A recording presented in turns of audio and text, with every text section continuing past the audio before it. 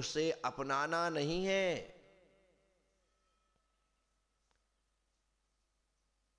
जो व्यक्ति इस बात को समझ जाएगा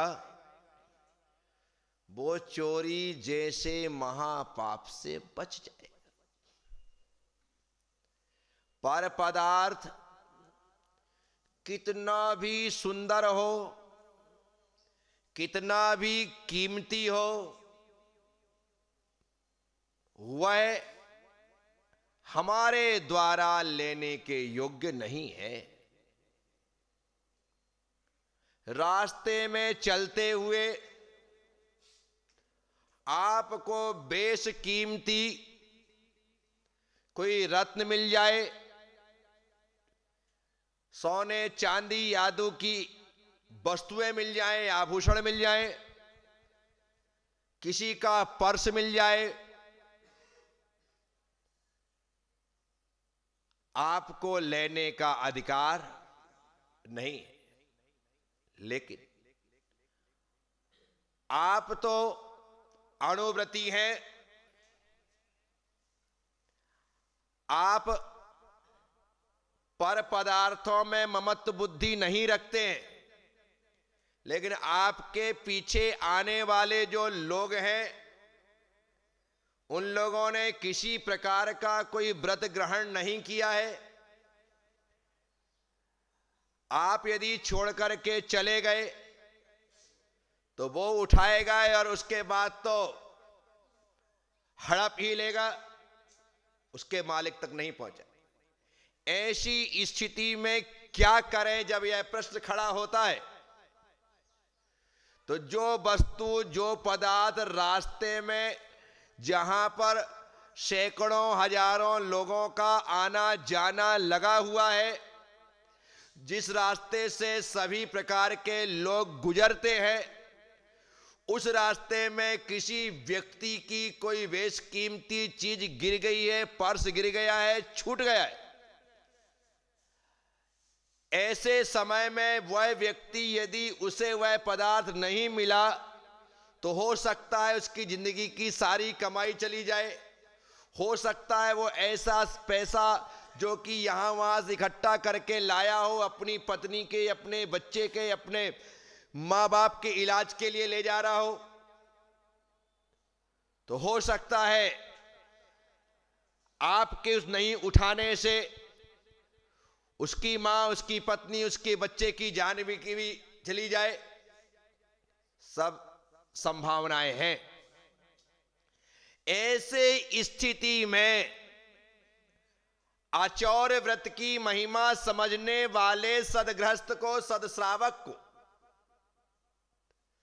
उस गिरी हुई पड़ी हुई वस्तु को उसके मालिक तक पहुंचाने की भावना रख करके उठा लेना चाहिए। आप उठा ले, खुद का आधिपत्य जमाने के लिए उठाओगे, किसी को पता ना चले और मैं इसे हजम कर जाऊं, ऐसी भावना से लेकर जाओगे तो चोरी। लेकिन इसके मालिक तक मैं पहुंचाऊंगा, ऐसा भाव लेकर के आप उठा रहे हैं तो चोरी नहीं। उठा लीजिए, देख लीजिए, देखने के पश्चात पता चल जाए उसके अंदर उसका एड्रेस रखा हो, उसका मोबाइल नंबर लिखा हुआ हो, तो फटाफट आप फोन लगा दे।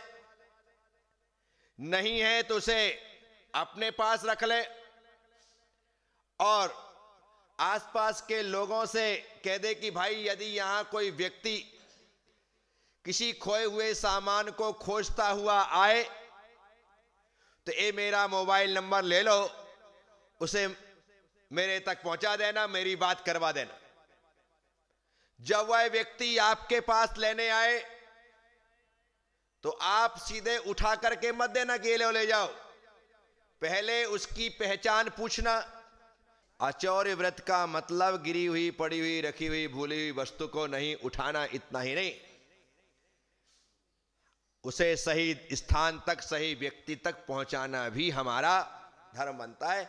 अन्यथा वह व्यक्ति जिसका वह सामान खोया है, हो सकता है उस सामान की वजह से बहुत कुछ खो दे, जिंदगी भी खो दे तो कोई बहुत बड़ी बात नहीं। एक गुरु अपने चेले को ऐसा ही आचौर्य व्रत के बारे में पढ़ा रहे थे। उसे सिखाया कि बेटा किसी गिरी हुई, रखी हुई, पड़ी हुई, भूली हुई वस्तु को उठाना नहीं चाहिए, उठाना चोरी है, नहीं उठाना हमारा आचौर्य धर्म है। बोले जी गुरुदेव, मैं इसका ध्यान रखूंगा। गुरुदेव चल रहे थे, रास्ते में दोनों जा रहे थे। गुरुजी का सामान का एक थैला नीचे गिर गया। चेले ने देख लिया लेकिन उठाया नहीं, क्योंकि गुरु ने कहा था गिरी हुई, पड़ी हुई, रखी हुई, भूली हुई वस्तु को उठाना नहीं। चले गए, बहुत दूर निकल गए, वहां पहुंचे। रात्रि में गुरुदेव ने कहा कि बेटा वो बैग लेकर के आओ मेरा। बोले गुरुदेव वो तो रास्ते में गिर गया। बोले गिर गया, तूने उठाया क्यों नहीं? बोले आपने कहा था गिरी हुई वस्तु को उठाना नहीं, उठाना चाहिए। अरे बेटा अपनी चीज हो तो उसे उठा सकते, दूसरे की नहीं उठाना। बोले गुरुदेव आपने पहले बताया नहीं था, अब ध्यान रखूंगा। बात आगे बढ़ी। दूसरे दिन फिर चल रहे थे, घोड़े पे गुरुजी सवार थे, घोड़ा साथ में था, सारे साधन थे, तेजी से पीछे चल रहा था।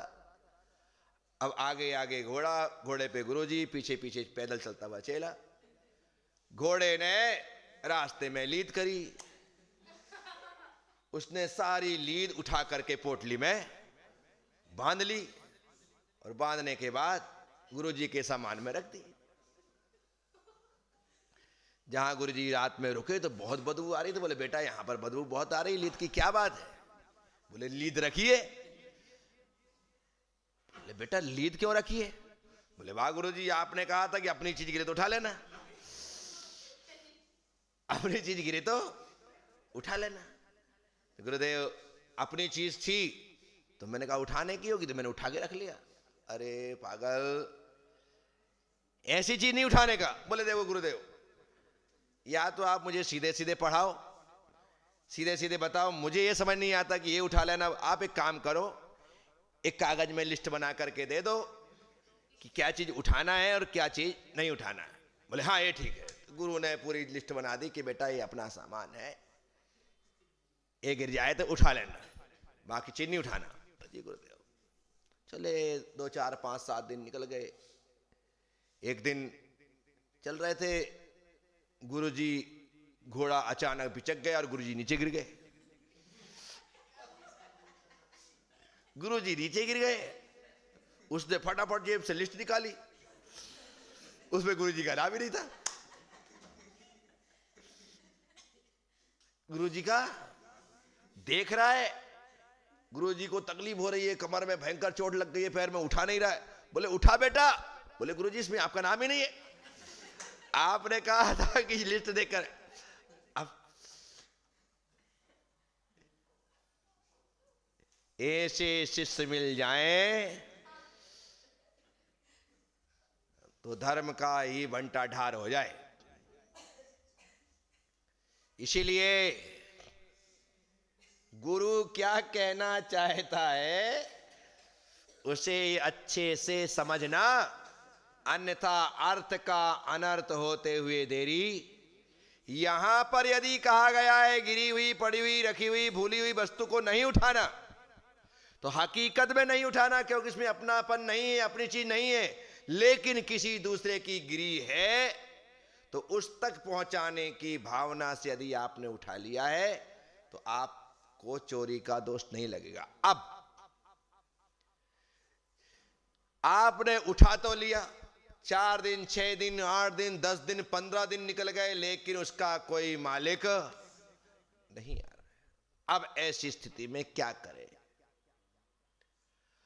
अब जो सामग्री आपके पास है, जो पदार्थ आपके पास है, आपने महीने भर तक इंतजार किया, लेकिन जब कोई उसका मालिक नहीं मिला, तो अब जिस पदार्थ का कोई मालिक नहीं होता, उसका मालिक या तो सरकार होती है या फिर उसका मालिक ही होता है।